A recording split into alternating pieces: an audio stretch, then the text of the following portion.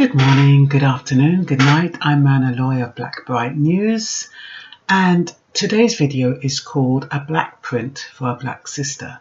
I've done videos on relationships before, but what I decided to do, rather than take it from my viewpoint and the viewpoint of my fellow women, I decided to interview about 4 or 5 men and to see what the common denominator was, what they wanted from a woman.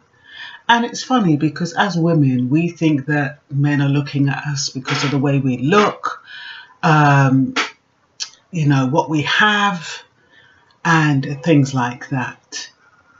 It's really, really basic what the men want from us. So it's broken down into 3 categories, and the 3 categories are self-love, love for others, and cooperation. Now, under self-love, you have cleanliness, that's good hygiene. They want to know that when they're going to come and kiss you and hold you, and you've been out all day, that you come home, you have a shower, that you smell fresh, that you smell clean. Those are basics. They want to know that you're looking after your body, you're not stuffing it with all kinds of crap. That's another basic. They want to know that you're not just sitting around with your feet up, not just because you can, but because you care about your body. So you take a walk, or you go to the gym, or you go for a swim. You can do it together. It doesn't really matter, but they want to know that you are looking after your body, and they want to know that you're looking after your mind, that you are self-developing, that you are thinking about things outside the relationship, that you're improving yourself or finding ways to improve yourself, that you're spiritual, because when you're spiritual, it affects how you are with your partner. It's quite interesting, really. They also wanted you to be self-reflecting. So instead of blaming your partner, to see what part you played in it. What have you done? What is your part to where you are in the relationship, or the demise of the relationship, or the reason why the relationship isn't going the way they would like it to go. Stability, they like to know that you are stable, and stability comes in all kinds of ways. You could have had an horrendous background, but you are stable now. You've got your act together, you've done some work on yourself, you've seen a counsellor or a therapist. You feel as though you're stable, you're working, you are solvent, you're not coming to them with a lot of debt, expecting them to get you out of debt, those kind of things. Stability. They also want authenticity, which means that you're honest, you're open, that you mean what you say and you say what you mean. You don't go in with some kind of agenda or how you're going to manipulate the situation, but you go there honest and open. Now, this isn't about them. I know you're probably sitting there saying, oh, what about them? What about them? They're not honest. They're liars. They're this. They're that. This isn't about them. This is about the Black sisters. Okay, so we're going to be focusing on ourselves for this video. Okay, so yes, so they want authenticity. It's funny because honesty didn't come into it. All those kind of things that is so important to women, it didn't come into theirs, but they do want somebody who's real, who's not pretending. And the second thing was love of others. Now, with love of others comes acceptance. We have an increased tolerance. They seem to think that the females don't have much tolerance these days, and they would like an increased sense of tolerance of their foibles. Not every little thing that they do, you're kicking them to the curb, or you're shutting them off, or you're not talking to them and all that kind of stuff. They don't want that. They want there to be some transparency, some open communication. And when I say open, it needs to be effective. It's not about shouting and ranting and raving. It's about talking in a calm manner about what problems you have, what you perceive as a problem, how you think it can be improved. It's like conflict management, but it's all to do with understanding each other, being patient and learning, especially in new relationships. It's about taking time to learn about the other person. Compromise. There needs to be some compromise when you enter the relationship. They said that, you know, it all seems to be want to go their way. Doesn't seem to be any flexibility. So there would like to be some more compromise in the relationship. And forgiveness and trust. Yeah, men have got a bad rap. They're called liars.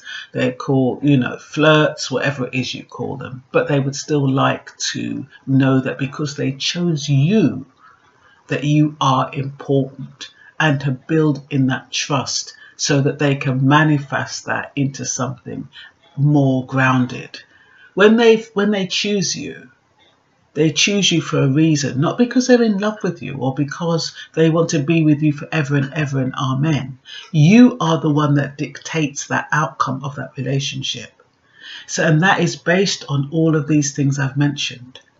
So when you're thinking about your behavior, you have to think about how can it be perceived by your man, especially if you care about him, and especially if it's somebody you do see a future with.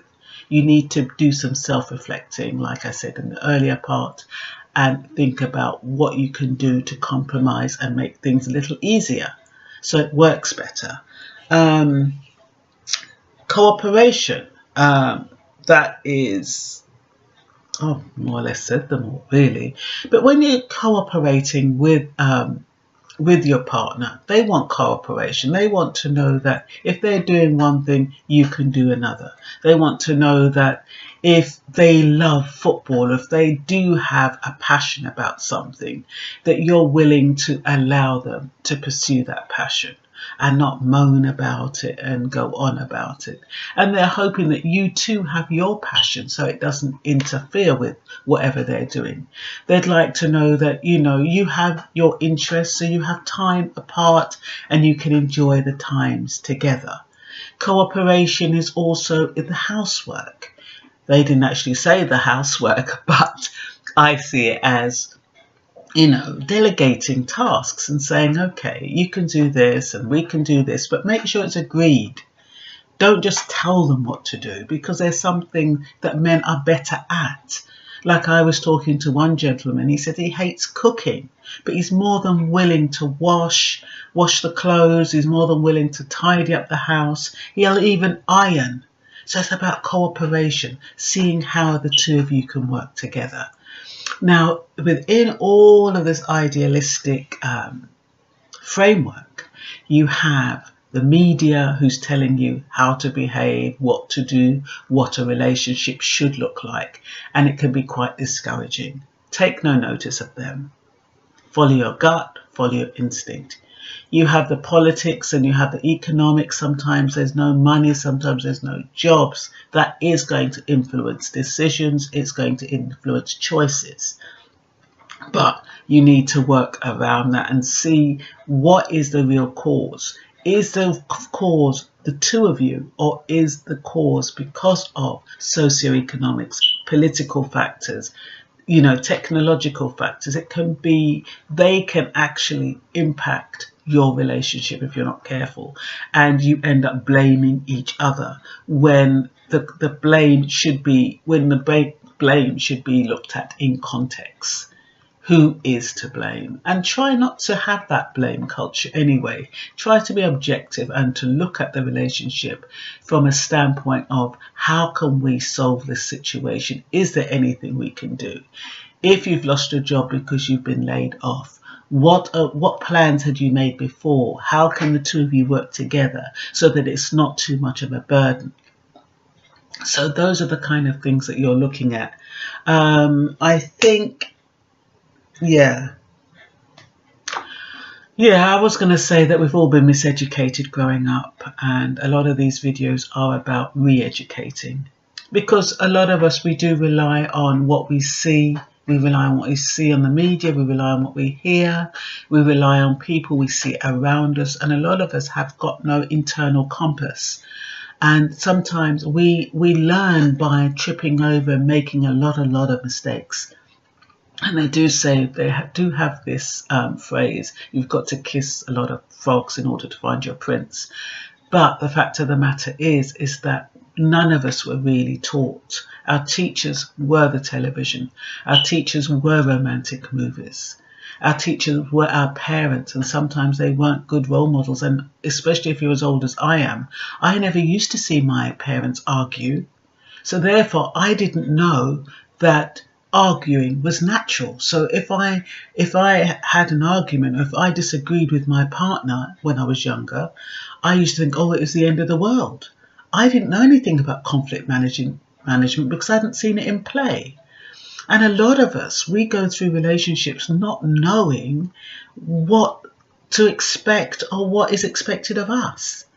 And so all I'm saying is that it's quite commonsensical if you use it like a business, but with emotion attached, not too much emotion, but enough emotion to be sensitive and empathetic to your partner.